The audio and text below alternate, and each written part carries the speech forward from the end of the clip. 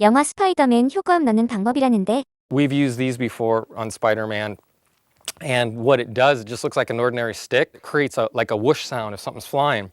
It creates like that, and if the action goes like whoo, whoo, then you just go like that, but you're watching the screen. This stick makes a whoosh sound, right?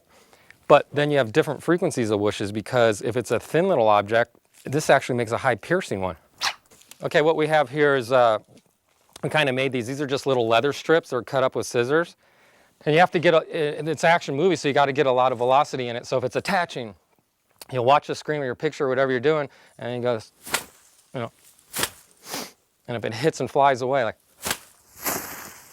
and this was used in Spider-Man 3.